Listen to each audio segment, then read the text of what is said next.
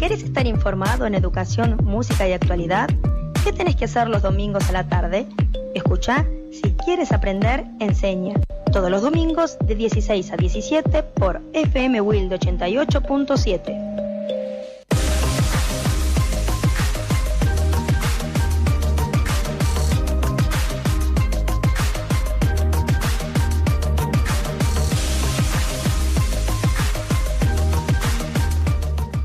Buenas tardes, muy buenas tardes a todos. Bienvenidos a Si Quieres Aprender Enseña, domingo caluroso que tendrá como máxima 33 grados. Yo calculo que de sensación térmica ya lo habrá superado. En la calle arde. Me parece que todos los que deben estar caminando por la calle deben estar buscando desesperadamente un ambiente con aire acondicionado. Vamos a comenzar otra edición del programa Con Todo, con varias noticias de la semana.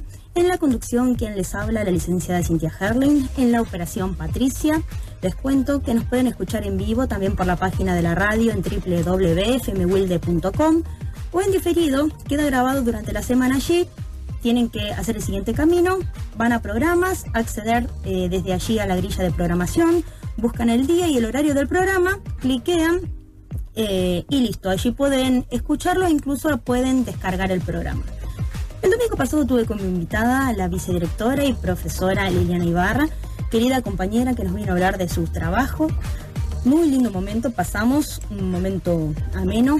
Si estás escuchando, Liliana, te mando un fuerte abrazo. Para dejarnos sus comentarios o salir al aire, pueden hacerlo al 4207-5454, 4207-5439. O pueden también mandarnos un WhatsApp durante la hora del programa al 116000-0708. También si quieren publicitar, ese es el número de contacto. Pasamos rápidamente a las noticias de la semana, porque quiero presentarles a mi invitado, tenemos mucho que hablar. Dakar 2018. Tras 2 semanas de intensa competencia, un recorrido de cerca de 9.000 kilómetros, pasando por Perú, Bolivia y Argentina, finalizó la edición 2018 del Dakar. Varios argentinos sellaron participaciones a lo grande, entre ellos se destacaron Kevin Benavides, al quedarse con el segundo escalón del podio en motos, Nicolás Cavigliazo y Jeremías González Ferioli, que se quedaron con el segundo y el tercer puesto en cuatriciclos. Se cumplió un año de la extradición del Chapo. Joaquín El Chapo Guzmán, el narcocriminal de 60 años, famoso por sus espectaculares escapadas de prisión de cárceles mexicanas, comenzó su ocaso definitivo el 19 de enero de 2017, cuando fue extraditado por avión a Estados Unidos. Desde ese momento está preso en el Centro Correccional Metropolitano de Nueva York en total aislamiento. Primer año de mandato de Trump. Este sábado se cumplió un año de la asunción de Donald Trump y terminó su primer año de mandato con la popularidad promedio más baja de un presidente electo, 39%. Muchos lo consideran además desequilibrado y no apto para gobernar.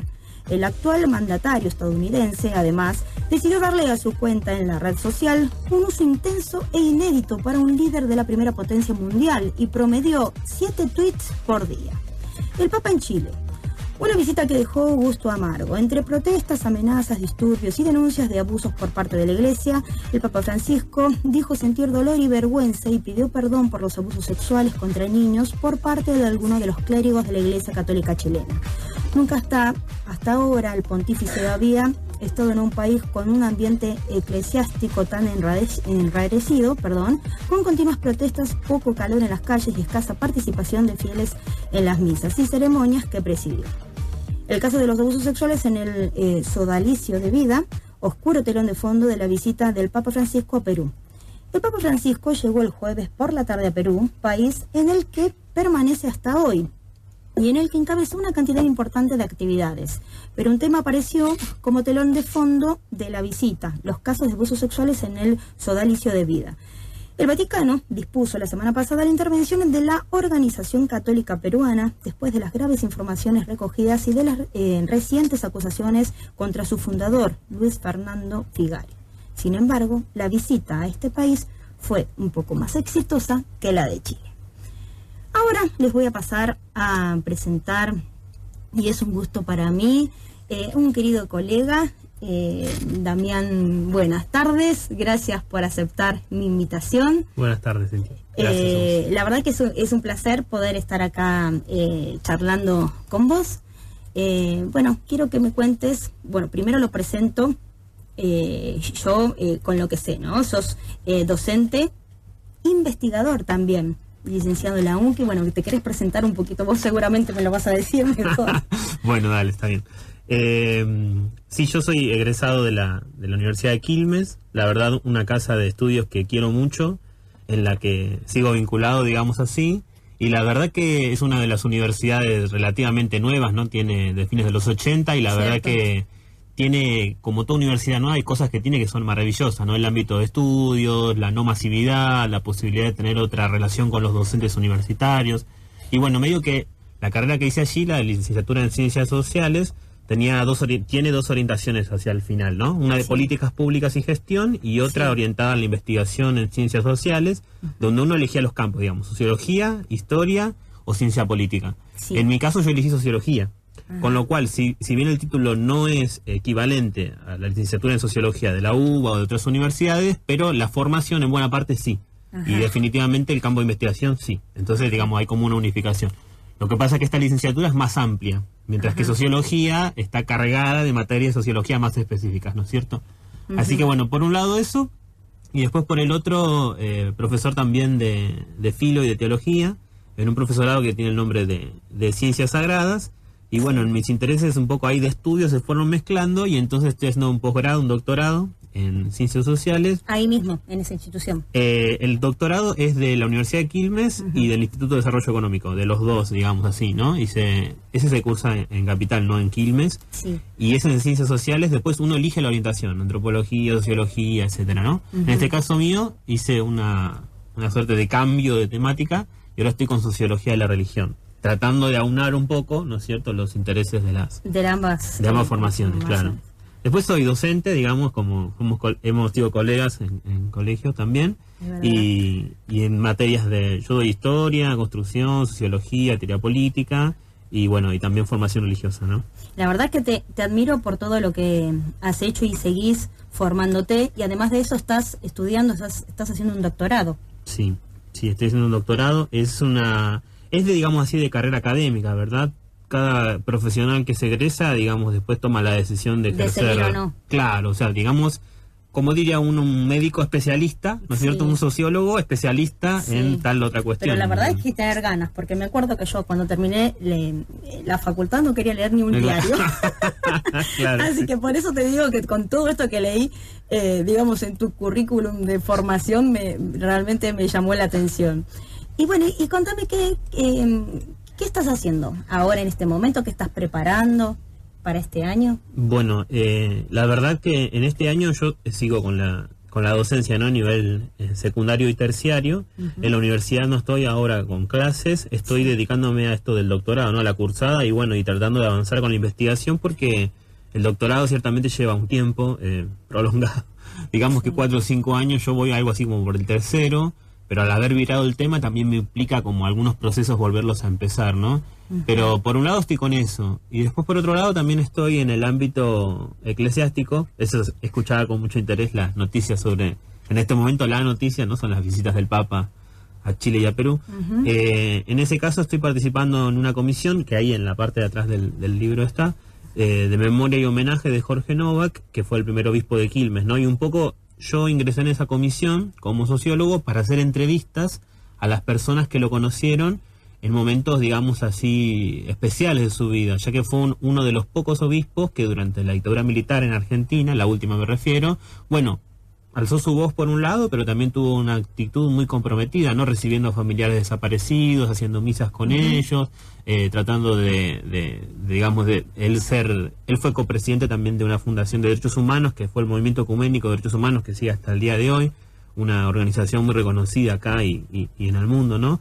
Y quiero decir, fue un obispo que se ha jugado mucho, digamos, por lo social, los derechos humanos, pero, digamos así, con mucha coherencia de lo que la Iglesia pedía desde los mediados de los 60 para acá, y que no todas las corrientes eclesiásticas, como estábamos escuchando recién en las noticias y charlábamos un poquito antes de entrar en la radio, se hacen eco, ¿no? Hay algunos que lo entienden más a Francisco, entre comillas, y están más de acuerdo y quisieran acompañarlo, y otros que no tanto, digamos, ¿no? Porque les hace ruido, les suena incómodo, que es un mensaje que en sí mismo en la iglesia no es nuevo, es viejo, es del mismo Jesús. Lo que pasa que, como en todas las instituciones, ¿no? Los líderes hacen hincapié en determinada cuestión. Exacto, que es un ser humano y puede tirar hacia una orientación más que a la otra. Exacto. Y para interrumpirte esto que me decís, vos hiciste referencia a un libro. Ese libro que Damián acaba de mencionar es el libro que escribiste, que se llama Historia de un hombre de Dios. Testimonios y recuerdos sobre el padre obispo Jorge Novak, que acaba de obsequiarme a la entrada antes de entrar del programita. Por eso, como vos lo mencionaste, hacía referencia a este libro. Así que bueno, te felicito también, porque es algo muy lindo que uno, emprenda, dejar las huellas del trabajo, investigación que uno hace. Es realmente admirable, Damián. ¿Y cómo ha sido recibido? Hay mucha gente que te conoce y o sea, de trabajar en distintos ámbitos, y me imagino que esto, habrá sido bien recibido. Sí, la verdad que tengo la gracia de decir que, por ejemplo, Francisco lo tiene. Yo he visto, dos amigos míos y compañeros míos se encargaron personalmente de poder acercárselo para que lo lea. El Papa Francisco lo recibió. El Papa Francisco lo recibió y ojalá lo haya leído, digamos así, ¿no? Es cortito, así que supongo que pero igual él lo conoció y habría que, digamos, investigar un poco más, si no lo tuvo como profesor. Él era doctor en Historia de la Iglesia y fue profesor en la Universidad Católica, en Devoto, por donde pasó, Bergoglio con los jesuitas se formó en San Miguel seguramente. Sí. Pero algunas materias probablemente a Novak lo conocía y como obispo lo conoció. Mira. De hecho, las últimas palabras que dijo sobre él, que fue como un gran obispo que supo sobrellevar su enfermedad. Tuvo una enfermedad muy importante a nivel físico, el síndrome de Guillain-Barré se llama, que de alguna manera como que inmoviliza a la persona, ¿no? Tuvo que aprender todos los movimientos del cuerpo y el mismo hablar de cero. En el año 85 le pasó, él estaba en una conferencia de derechos humanos en Centroamérica, y allá es donde se le despierta, y cuando vuelve aquí a Argentina, el presidente Alfonsín en ese momento es el que le manda el avión, y cuando vuelve aquí ya llega enfermo. Entonces empieza todo un proceso de recuperación donde obviamente no va a quedar igual, aunque intelectualmente era un hombre brillante, bastante de avanzada, brillante, ha producido una cantidad de documentos que se cuentan en miles, que ahora eso es lo que estoy también trabajando adentro de la iglesia, y la verdad que estamos trabajando para que su vida sea conocida como la de una persona beata, ¿no? Como un beato. Viste que en la iglesia se reconocen estas figuras de santidad que decimos, ¿no? Que sí. El cura Brochero se me ocurre a mí, quizás una de las últimas más conocidas, que ahora es santo cura Brochero, eso tiene que ver con el tema de los milagros y eso. Pero la beatificación, que es algo por lo que se está trabajando, es el reconocimiento de la vida de una persona como una persona ejemplar, a seguir, ¿no? Así que ahí estamos con... modelo. Exacto, esa es la idea, digamos, general. La verdad que buenísimo, y voy a tener un librito para ponerme a leer a la noche. Es bastante ameno. Yo sé que vos sos un hombre apasionado y va a estar buenísimo. Yo sé que vos trabajás mucho y se notaba en tu formación, y capaz que seguís formándote, ¿no? Porque yo veo que... Vamos a ver hasta dónde se puede y la verdad que te felicito, porque venís de una familia, digamos, humilde, trabajadora, luchadora. Conozco a tu madre, que trabaja en el Sagrada Familia, así que la verdad que es muy meritorio. Me encanta que le pase esas cosas lindas a las personas que son así humildes como vos. Así que ¿y estás trabajando en el ámbito privado, del Estado? Cuéntame un poquito eso. Bueno, en la Universidad del Estado, ¿no? Porque la universidad es pública y es estatal, pero en la escuela en este momento en colegios privados. En este momento estoy en tres colegios, en Quilmes, en el Perpetuo Socorro, en el San Alfonso y también en el Buckingham. Ahí estoy en clases de filosofía, historia, sociología y formación religiosa. Y en el Socorro además estoy como coordinador pastoral. Eso lo asumo este año. Se hizo una transición con el coordinador anterior, que era un sacerdote, y ahora tiene que viajar por cuestión de estudios. Y me han propuesto esa coordinación. El Socorro es un colegio muy grande, muy grande. Tiene 3.000 alumnos solamente en el secundario, y entonces estamos ahí asumiendo el desafío de poder acompañar todo lo pastoral, ¿viste? Entonces es todo un desafío, porque la verdad que charlábamos un poquito ante la radio, ¿no? Cómo cómo el catolicismo se vive hoy. Sí. Y la verdad que entre la juventud no es tan atractivo, ¿no? Porque por una serie de cosas que más que negativas tienen que ver con tradiciones, ¿no? Con tradiciones, con cambios en la sociedad. Exacto. Entonces, trabajar en lo pastoral en una escuela significa ayornar el mensaje evangélico a la realidad de los jóvenes. Exacto. Cosa que no es nada fácil. No, me Así imagino que una tarea bastante difícil y bueno, yo te tengo fe. Vos das una frescura. Das una frescura a los jóvenes. Como diciendo, bueno, tiene que ser copado este joven, porque te debe pasar. Digo, ¿no? Te ven tan joven y vos a veces estás con los últimos cursos. Entonces pareces un alumno más. Decime cómo haces para impartirles, no sé, un poco de distancia y también poder. No debe ser fácil, me imagino, ¿no? En religión, poder que los chicos se acerquen a Dios con las cosas, ¿no?, terribles y cómo van modificando y la pérdida de valores que están sucediendo en la sociedad. ¿Cómo lo conllevas a eso? Y más que vos estás estudiando sociología, ¿cómo lo podríamos abrochar eso, Dami? Mira, de muchas formas. Yo arriesgo esta, por lo menos, ¿no? De contarte de lo que siento respecto de eso. Los colegios confesionales y católicos, sean de una congregación religiosa como el Sagrada Familia o colegios episcopales, hay como una división entre los colegios religiosos, ¿no? Sí. Aquellos que dependen de un obispado, una diócesis, y aquellos que dependen de una congregación religiosa que vino al país y vino a quedarse en algún lugar y fundó una escuela, ¿no? Y otras son otras escuelas que tienen que ver con las diócesis. En el momento en el que fueron creadas y pensadas las escuelas católicas, siglo XIX, principio del siglo XX, la sociedad en su inmensa mayoría, no solamente, porque hasta hoy se sigue reconociendo católica, pero no practicante. Claro. La última encuesta, en el 2010 creo que es de... Cada vez menos practicante. Sí, dice que más del 90% de Argentina se reconoce católico, está bautizada, pero menos del 8% practica. Con lo cual estamos hablando de una sociedad que mantiene una identidad católica por tradición, de alguna manera, ¿no? Entonces, cuando las escuelas surgen para enseñarle a los chicos lo que viven en sus familias, porque van el domingo a la misa, porque hacen la catequesis de comunión, porque se reza en la familia quizás, ¿no? Esto estoy hablando fin del siglo XIX, principio del XX, una serie de costumbres extendidas. Desde ya esa no es la sociedad de hoy. Uno no puede pretender como profesor o religioso o lo que fuera, que uno de los chicos que viene a un colegio religioso católico viene y seguramente va el domingo a la misa, y seguramente tiene todos los sacramentos que corresponden a su edad, seguramente tiene una familia creyente y practicante, porque no es la realidad actual. Entonces, si la escuela en su momento fue pensada solo para enseñar el contenido de lo que ya se vivía en la familia y culturalmente, hoy la escuela está pensada en realidad para tener un contacto a los chicos con Dios. Sí. Si no querés llamarle Dios, con su costado trascendental o espiritual, que todos tenemos, ¿no? No hace falta ser católico o no ser católico.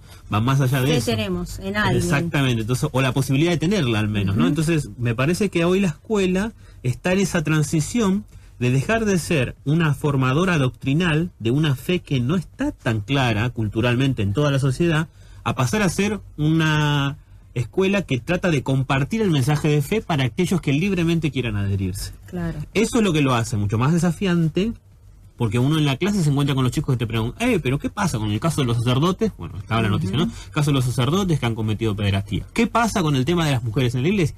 La homosexualidad. Y así un montón de cosas que se abre son el abanico de variables totalmente impresionantes. Y por otro lado, a la vez, también vale la pena recalcar que los chicos tienen una inmensa necesidad hoy, desde el punto de vista emocional, afectivo, ¿no es cierto?, y que en la fe encuentran también un canal para poder expresarse. Entonces, muchas veces la clase o el encuentro de catequesis o pastoral o formación religiosa puede ser la mitad, sí, discusión sobre estos temas que vale la pena hablar desde ya y aclarar, pero también es una fuente importante donde los chicos dicen, yo creo, o no creo, o vivo esto, y encuentro en este lugar, y no en matemática, o en química, o en física, obviamente, mi lugar para poder expresarme. Y creo que allí hay algo que hay que prestarle atención, ¿no? Está bueno que suceda, por lo menos, ¿no es cierto? Desde ya, porque me parece que los chicos y las chicas, no sé si quizás más inconsciente que conscientemente, descubren en el espacio de formación religiosa un lugar donde poder expresarse, hablar de lo que sienten, sus realidades familiares, confiar. Y entonces, en ese lugar que es muy humano, es donde uno hace el pie para saltar a la fe. Claro. Creo que ese es el camino. Entrarle por ese lado. De alguna manera sí, ¿no? Y también es el lado que ellos prefieren. Porque viste que si no uno es como que uno vaya pensando, bueno, yo tengo todo el contenido sabido, la teología, lo que fuera, ¿no? Yo se los voy a enseñar, pero eso no quiere decir ni que lo quieran saber, ni que estén abiertos a la fe. Exacto. Ahora, si uno es el que se deja interpelar, ¿qué es lo que te pasa? Bueno, yo vivo esto. Entonces, de ahí, bueno, hablemos de Dios entonces ahí. Pero al revés, ¿viste? Claro. Sí, te entiendo. Tiene como una... Darle una vuelta y encontrar el hueco que se presente como para poder entrarle desde allí. Y libre, ¿no? Creo que el presupuesto de la cualquier religión hoy actualmente, cosa que no ocurría tanto antes, es la libertad. Una persona cree porque es libre de hacerlo. Y uno no puede imponer la fe, ni siquiera el contenido de la misma. Entonces... uno tiene que compartir y en todo caso, si querés, para usar esta palabra, no sé, contagiar, ¿no? Y después que cada uno haga su camino. Claro. Pero uno acompaña, digamos. Es una linda manera de ver la religión. Nosotros ahora vamos a ir a una pausa leyendo las efemérides del 21 de enero.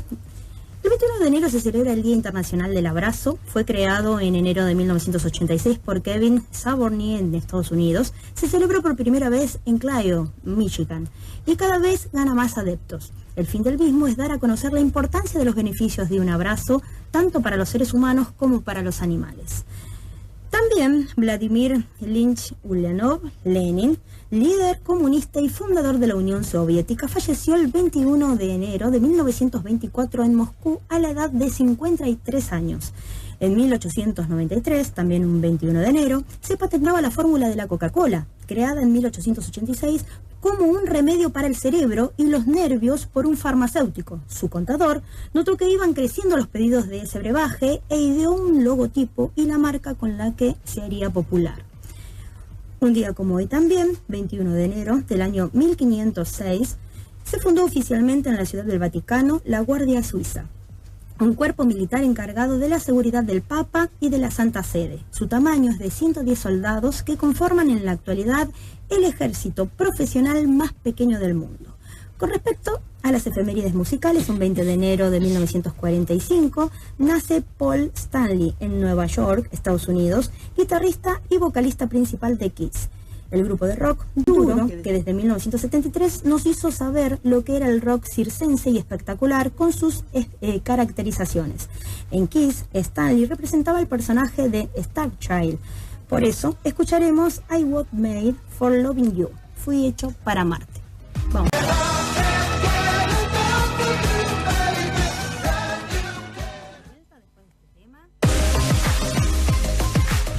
Bueno, estamos de vuelta después de este tema. Me parece que hay un llamadito al aire. ¿Hola? Hola. Hola, sí. ¿Quién habla? Janina. ¿Qué haces? ¿Qué haces, Janina? ¿Cómo te va? ¿Nos estás escuchando? Sí, claro, ¿cómo que no? Estuve bien acá charlando de manera muy grata con Damián.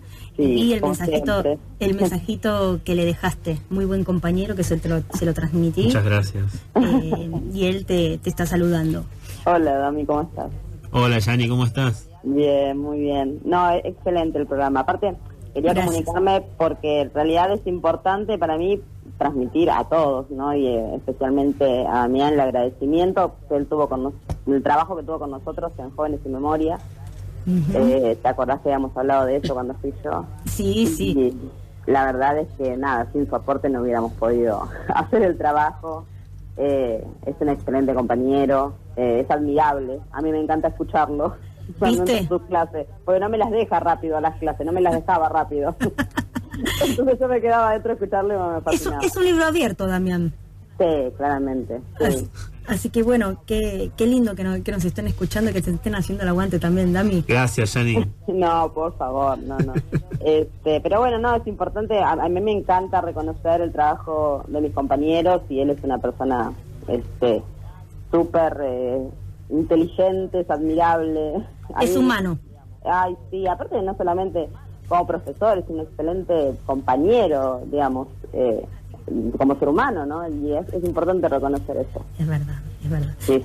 Así que te agradezco, Yani, la verdad que sí. Viste qué lindo que a veces está bueno escuchar, el reconocimiento de colegas. Sí. Es lindo, es un lindo mimo que se nos hace. Así que la verdad que te agradezco mucho el llamadito, Yani, y seguí escuchándonos, ¿eh? Sí, por favor, bueno, vos también, sí, sos una excelente compañera. Gracias, Yani, vos lo mismo. En la radio, así que bueno, un beso para los dos. Gracias, te mando un beso grande, Yani. Un beso, Yani. Chao, hasta luego. Chau, chau. Bueno, qué divina. Bueno, y estábamos charlando esto antes del corte, volviendo. Era poder entrarle a los jóvenes por el lado donde tal vez ellos se sienten vulnerables, ¿no? Por el tema de la religión. ¿Vos qué pensás? A ver, al respecto. Sí. Mira, me agarro de lo que habíamos hablado recién, ¿no? Sí. Encarar por lo humano la religión, en realidad, más que un método nuevo, sería un método viejo, pero, digamos, vuelto a ser vida. Porque si nosotros volviéramos al mismo Jesús, digamos, el mensaje de Jesús es primero humano. Primero es humano, porque por eso va por los enfermos, por eso va por los que están excluidos en ese momento, por eso va por los que son olvidados de la religión de ese momento. ¿Y cómo es modificado de acuerdo a quién lo toma? Y cómo es interpretado y luego aplicado, ¿verdad? Sí, desde ya, ¿no? Hay que decir también que de Jesús a esta parte, la Iglesia Católica se fue transformando en una institución que hoy nosotros conocemos esta Iglesia Católica, que no es la misma de hace 2 siglos, que no es la misma de hace 10 siglos, y claramente no es la misma que de los comienzos del cristianismo. Y me parece que en ese sentido Francisco, que habla muchas veces de volver a la fuente, cuando dice volver a la fuente, no solamente a la Biblia, al Evangelio, a la palabra de Dios, sino a los primeros siglos del cristianismo, donde, digamos, la pureza era porque son, viste, como los primeros tiempos de todo, digamos, donde uno no tiene tantos vicios institucionales, no tiene tantas normas, no tiene tantas cosas. Y luego se va transformando. Que después se transforma, claro, en algo que a veces... Lo sociohistórico, al momento que esté sucediendo, me parece fuerte, y de acuerdo como también la cabeza y cómo interprete tal vez un mismo mensaje de Jesús o no sé cómo lo expresan ustedes, cómo es bajado después las directivas y se va transformando, porque las personas que lo toman son humanos. Exacto. Y me imagino que tienen distintas posturas frente a los distintos ideales, y que luego se va deformando en el pasaje. Totalmente. Nosotros, la verdad que en lo que llamamos la evangelización, no es otra cosa que compartir el mensaje cristiano. El mensaje cristiano es que Dios ama a todas las personas del mundo y que conoce una suerte que le podemos llamar, si quieres, de herida fundamental humana, que es lo podemos llamar de varias maneras: tendencia al mal, pecado, herida, como vos le quieras llamar, que es nada más y nada menos que lo que vemos lamentablemente todos los días de muertes, guerras, todo eso, ¿no? Y entonces el mensaje de Dios es un mensaje esperanzador frente a esa realidad, que es humana. Entonces, antes que cualquier otra cosa en la religión, por lo menos de tradición cristiana y judío-cristiana, es que principalmente Dios quiere rescatar lo humano. Entonces, cuando nosotros en las clases o en los encuentros hablamos con los chicos y las chicas de lo humano, de lo que viven, de lo que les pasa, de lo que sienten, de lo que creen, no hacemos otra cosa muy parecida a la que se hace el mismo Jesús. Claro. Por eso, porque además el público, entre comillas los chicos, son chicos que viven en familias que son plurales, algunas personas creen, otras no creen, otros son ateos, digamos, con la complejidad de lo que signifique ser ateo, ¿no? Pero más allá de eso no importa, digo, que pueden tener otras religiones. Hoy las escuelas católicas reciben chicos judíos, evangélicos, que explícitamente no creen. Entonces, me parece que compartir lo humano es el primer paso de la evangelización, entre comillas. Y finalmente después será el último, porque no tiene que transformarse en otra cosa. La Iglesia Católica arrastra una tradición que es maravillosa y a la vez que hay que conocer. Entonces uno a veces se pregunta, entonces que yo para ser católico tengo que conocer 2000 años de historia. Claro. Pues si eso tiene que pasar, entonces hay que preguntarse si estamos haciendo las cosas bien. No, ahí, mira, rápidamente, en los análisis sociales del tema de la religión, ¿por qué el pentecostalismo ha explotado tanto? ¿Por qué tanta gente en cualquier barrio agarra el garage, digamos, yo soy pastor, y Dios te ama, y qué sé yo? Escuchamos las músicas a las tardes, pero está lleno, ¿no? Los barrios está lleno. Pero es una explosión que la verdad que es admirable. Ahora, si uno se pregunta por qué, o qué va, yo soy una persona, no en un barrio, me invitan a una iglesia evangélica, voy, tengo amigos y amigas que son evangélicos. Hoy esto que llamamos ecumenismo, que es la unidad entre todos los cristianos, está cada vez más fuerte, ¿no? De reconocer más lo que nos hace comunes que lo que nos distancia. Buenísimo. Pero en principio uno va a un garage, escucha música que le agrada, porque es música actual, ¿no? Sí. Los evangélicos no tocan con un armonio, ¿no? De una iglesia un catedral. Órgano, claro. Tocan con un piano, una batería, una guitarra, qué sé yo, leen la Biblia, ¿no es cierto?, como nosotros, hacen una suerte de interpretación, si querés un poquito más espiritual o de la vida cotidiana, y la persona que va se siente bien, se siente llena, se siente que Dios la acompaña, y no intermedia en el medio un montón de cosas que en la tradición católica están, repito, que son una tradición maravillosa, pero que lleva tiempo. Sí. Lleva tiempo poder disfrutarla, lleva tiempo poder aprenderla. Por eso, mira, para poner un ejemplo, los primeros cristianos no bautizaban a los niños, como ahora se bautizan a los niños, bautizaban a los adultos. ¿Por qué hacían eso?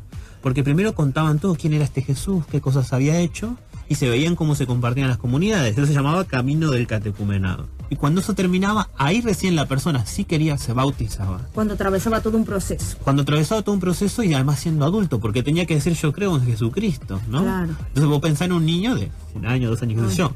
Después el bautismo de niños también tiene su justificación válida. Los padres quieren que su hijo herede su tradición espiritual, eso es valioso. Y después cuando sea grande que elija si la quiere continuar o no.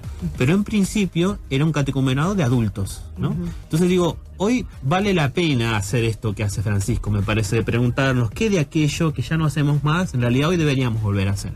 Y deberíamos aprender. ¿Qué vicios hemos tenido, no? Por eso te digo, el garage y el pastor y la iglesia catedral y el tipo que tiene todo el purpurado y va entrando y se canta en latín y vos así, y no te encontrás ahí, ¿no? ¿Dónde está Dios acá, no? Sí. Estoy poniendo extremos opuestos, ¿no? Porque también hay que decir que el catolicismo también se ha ayornado mucho y que tiene comunidades que, además de tener música actual, digamos, los sacerdotes o las hermanas religiosas viven entre la gente, digamos, porque si uno no dice como que, bueno, está la iglesia católica y la iglesia católica es solo la jerarquía o qué sé yo, y no es así. Hay gente que la patea y que hay está gente, y que vive y convive. En toda la historia de la iglesia vas a encontrar gente que ha trabajado por los más pobres, por los enfermos. De hecho, las primeras grandes obras humanitarias de la historia occidental son de la iglesia. Los primeros hospitales son de la iglesia, las primeras escuelas son de la iglesia. Esto quiere decir que también en esa misma tradición eclesial ha sobrevivido el mismo mensaje de Jesús, digamos, ¿no? Más allá de que haya habido en algún momento conflictos, poder, guerras, etcétera, siempre ha habido gente, grupos, que hoy se destacan incluso algunos como santos, qué sé yo, que han mostrado más claramente el mensaje cristiano, ¿no? Con su propia vida, ¿no? Entonces, digo porque si no suena que está todo mal, y no es así, ¿no? Si el cristianismo y la iglesia católica sobreviven, más allá de que uno en fe lo diga de que es gracias a Dios, es porque todavía el mensaje de Cristo sigue haciéndose presente en la vida de las personas, de una manera genuina, ¿no? No tan cargada de otras cosas que son más accesorias en todo caso, ¿no? Mira, una última cosita, ¿no? Francisco le hablaba a los curas y a los obispos en los dos países. Y le decía, palabras más, palabras menos, muchachos... En esto que estás hablando ahora de las visitas que de las visitas de Perú y de Chile, decía, muchachos, nosotros no tenemos que olvidarnos nunca que nosotros salimos del pueblo. Somos gente, somos pueblo. No somos una élite. La iglesia católica, una élite. Esa visión que tiene me encanta. Y siempre pedí derecho viejo. ¿No? Derecho viejo. Nosotros somos parte del pueblo y nunca tenemos que olvidarnos de eso, porque además el pueblo nos enseña. Cuando nos corrimos, nos transformamos en una élite. Y la iglesia no pudo haber sido nunca, ni ahora, ni nunca tiene que ser una élite. ¿No? Entonces, Francisco, porque tiene claro esas cosas. Claro. Vos pensás que nosotros estamos en la realidad argentina, ¿no? Me encanta pensar en un país europeo. Que es más complicado, digamos. Es más complicado. Tradicionalista. Y eso que dicen de manera sencilla tiene más llegada. Y al verlo tan humano, ¿no es cierto? Y no tan, digamos, inalcanzable. Me parece que eso es lo que a la gente, quiere escuchar. En una sociedad donde ha sufrido tantas transformaciones y que la gente va padeciendo, ¿no? Es necesaria la fe en algo. Y ojalá que a través de los años, ¿sí?, eso no se pierda. Donde en un momento, donde se hace hincapié en el individualismo, tal vez en las pretensiones de poder, se olvidan, ¿no?, los grandes líderes de las grandes potencias en esto, donde hacen hincapié tal vez en su parte económica, a ver quién tiene más poder, y tantas sociedades están sufriendo tanto. Eso realmente me mata y me paraliza ver las imágenes cuando se escucha todavía que hay atentados en ciertos lugares, como que a través de los siglos es algo que nosotros no necesitamos, la religión de la que sea, pero valorar la parte humana para que, digamos, el hombre no se coma al hombre, como decía uno de los filósofos. El hombre puede hacer tantas cosas buenas, como también tantas cosas destructivas, autodestructivas. Sí, eso le llamamos pecado en la teología. En la teología. Y, ¿no es cierto, Dami? Me parece que si nosotros no nos apoyamos en esto para revalorar todo eso que se está perdiendo a través del tiempo, por lo menos lo siento yo así, nosotros los necesitamos de gente así con frescura, que nos llamen y que nos tientan, ¿no es cierto?, a los jóvenes, decir, a ver de qué se trata, porque ellos tienen, ¿no es cierto?, cosas que a veces a los profesores de otras asignaturas no se atreven a contarnos. Claro. Por más que vos les ves en las caras que necesitan decirte algo, ellos lo necesitan, y si esto se pierde, no sé, hacia dónde, en qué apoyarse, ¿no es cierto? ¿Vos cómo lo ves? Yo creo, mira, que a mí personalmente, si yo valoro el aporte de una iglesia, de una escuela confesional, sea esta católica, evangélica o de otra religión, otra tradición religiosa, es que si hay un elemento que le parece fundamental es lo humano. Porque después lo humano está en la escuela presente, en los docentes, en los auxiliares, en los directivos, entre los mismos chicos. Pero el espacio de formación religiosa está especialmente dedicado a trabajar esos temas, ¿no? Los valores como la solidaridad, lo comunitario frente a lo individualista, trabajar las cuestiones personales de la historia, todo esto es ultra necesario. Hoy en día, sobre todo por todo esto que vos decías recién, es ultra necesario. Sí. Porque los chicos lo que beben, que es lo que bebemos nosotros en los medios de comunicación, en las redes sociales, incluso hasta en las series, digamos, no se sale de ningún lado, es violencia constante, infidelidad por todas partes, una humanidad problemática, todo. La perversidad. Lo morboso. Vos fíjate, hay cosas que son el apocalipsis zombie, el apocalipsis lo que fuera. ¿Cómo vende eso? Porque parece que estamos como... Nos interesa lo tremendo, ¿no? Es algo... Pero está así. Y frente a eso... un poco masoquistas también. Sí, desde ya. Pero me parece que frente a eso, hacer una propuesta humanizante es incómodo para muchos, pero también es algo que vale más la pena. No sé, por citarte algo, ¿no? Nosotros charlamos mucho con los adolescentes el tema... Voy aprendiendo términos también, ¿no? En los retiros espirituales que les hacen. En la convivencia y todo eso. Ellos me hablan del point, ¿viste? Yo te vuelvo a mi juventud. Nosotros le decíamos el touch and go, ¿no? Que era esta realidad entre los pibes. Hasta ahí lo conocía. Bueno, ahora al point no lo conocía. Vos fíjate, se transformó, mira, socialmente se transformó. El touch and go era vos conocías a alguien, estabas y nada más, ¿no es cierto? El point es una cosa contractual. Vos lo tenés que arreglar con el otro. Tenés que decir, nosotros vamos a estar juntos y solo vamos a compartir esto. Y después nada más. No me celes, no me pidas nada. Entonces ahora point para los chicos, para los adolescentes y hasta los adultos. Ojo. ¿Y qué se dice? ¿Hagamos point? Entonces, no, tengo un point. Cuando le preguntas a sus amigas. Tengo un point. Entonces, ¿no? Empezamos a hablar de ese tema. Y claro, cuando empezamos a hablar de ese tema y uno dice, bueno, el noviazgo, lo que vas descubriendo en el amor con el otro, te sentís cada vez más libre. Y ella te dice, ¿qué está hablando el profesor? Ellos claro, te escuchan un poco chino, pero a la vez cuando ven que hay experiencias genuinas de felicidad, gente que se sigue casando, gente que forma una familia y todo eso, dicen, epa, pero eso también hace feliz a la gente. Claro. Porque yo pensaba que iba por acá. Entonces, digo, es un mensaje humanizante. Ahora pongo el tema del amor, ¿no? Pero porque en religión trabajamos los valores como el amor, la solidaridad, la cuestión del egoísmo, sanar las heridas propias de la historia, el proyecto de vida. Tienen 17 años, ¿no? El sexto, vos lo sabés bien. Y muchos de ellos, ¿qué vas a hacer el año que viene de tu vida? Nada. Listo, no, dormir más, porque no tengo que ir a la escuela.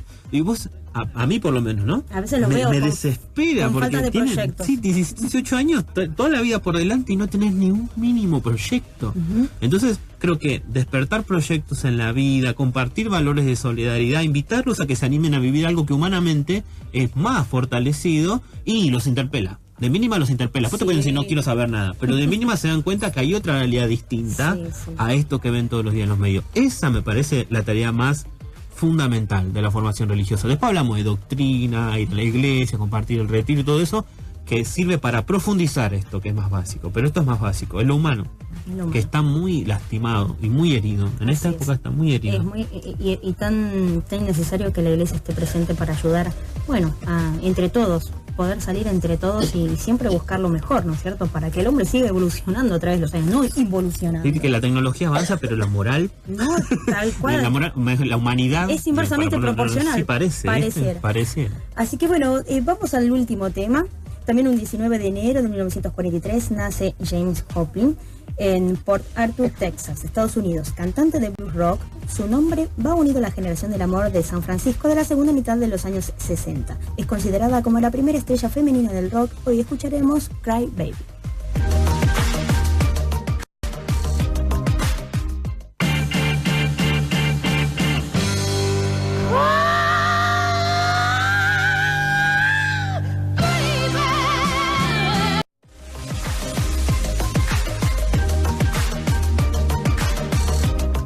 Bueno, estamos de vuelta, ya casi a punto de terminar el programa. Y bueno, Dami, ¿me querés para ir cerrando? ¿Cómo ves la educación desde tu perspectiva en la Argentina? ¿Qué te parece? Bueno, creo que así en líneas generales, sí, el sistema educativo me parece bastante obsoleto. En este momento no quiero ser pesimista, ¿no? Pero en el sentido de institucionalmente me parece obsoleto. Bien. Creo que tiene una estructura académica y pedagógica que viene de hace tiempo y que más allá de una modificación ahí, digamos, superficial, como lo fue el sistema polimodal, que después se echó para atrás, además que era un sistema que venía fallido de Europa, en España no había salido nada bien, se implementó aquí, tampoco funcionó, y la verdad es que me parece que necesita de un tipo de cambio de paradigma. Pero sí, totalmente, porque los chicos hoy ya... Todo el tema, hay muchas cosas para hablar, ¿no? Pero el tema de libros, lectura, etcétera, ha sido totalmente sustituido por la tecnología. Nosotros y vale la pena que... trabajando en esa línea, pero nos tiene que venir desde arriba las directivas. Bueno, porque somos, si no, uno de abajo, digamos, va haciendo algunos experimentos y queda ahí, ya está. Queda ahí y digamos que es más difícil hacer el cambio, cuando es uno contra, digamos... Bueno, mira, en ese sentido la reforma que quieren instrumentar en Buenos Aires, en la ciudad, más allá de que tiene sus puntos que son criticables, el tema de las pasantías y algunas cosas más que hay que revisar bien, pero cuando plantea el sistema de acreditación por créditos, por un lado, y el tema cognitivo, a ese hay que prestarle atención, me parece, porque la cuestión es hoy cómo aprenden los pibes. ¿Cómo aprenden los pibes? Esa me parece que es la cuestión de fondo. Y si aprenden o no están aprendiendo. Yo creo que hay muchas cosas que no las están aprendiendo porque la escuela no está dando respuesta a su forma de aprender, sino que estás enseñando como enseñaba hace 100 años. Sí. Habrás leído o escuchado ese cuento famoso que dice de una persona que se va en el túnel del tiempo de fin del siglo XIX y aparece en el año 2005, y entonces va a los distintos lugares, y el único lugar que ha permanecido exactamente igual en el que entra y se siente en casa es en la escuela. En la escuela. Porque sigue siendo igual. Entonces, pero pasó un siglo en el medio, y la tecnología. Entonces me parece que hay que hacerse una pregunta en serio por el mecanismo cognitivo de cómo los chicos aprenden, y eso tiene que modificar la forma de enseñar. Los contenidos es lo, entre comillas, es lo de menos. Claro. Porque si no, reducen, sacan, aumentan, ¿viste? Depende del sistema del país. Pero me parece que hay que prestar atención a eso. Totalmente de acuerdo. La verdad, Dami, en eso también estoy de acuerdo. Hay que hacer cambios y hay gente que está trabajando en eso, pero no, que tendría que venir, digo yo, ¿no? Como una orden, o que el sistema educativo ya implemente desde arriba y no que uno quiera desde abajo, ¿no es cierto? Muchas veces que suena chocante en colegas, ¿no? Que, bueno, uno le tira propuestas y... Bueno, uno en realidad es como un par más, ¿no es cierto? Y uno intenta cambiar, pero sí es cierto. Yo en ese sentido lo veo igual. Por eso hay gente y directivos que están de acuerdo y en que, bueno, uno pueda llevar proyectos novedosos y eso está bueno. La verdad que, bueno, nos has dejado un montón de conocimientos y opiniones tuyas que, bueno, me encantó que hayas venido hoy. Gracias por la invitación. Gracias, y estás invitado a volver cuando bueno, quieras. Muchas gracias. Nosotros nos vamos despidiendo. En la semana quedará grabado el programa en www.fmwilde.com durante 7 días para que lo escuchen cuando quieran. Si no, pueden encontrar el programa grabado en mi canal de YouTube cuando lo subo los días jueves, que se llama Cintia Herlein. El domingo que viene tendré como invitado al profesor Carlos España, que nos va a venir a hablar, gran colega, sobre la historia y su relación con la escuela. Será hasta el domingo que viene, aquí por FM Wilde 88.7 a las 16. Que tengan una excelente semana y disfruten de lo mucho, de lo poco que tenemos. Cuídense del calor. La vida es una sola, gente. Chau.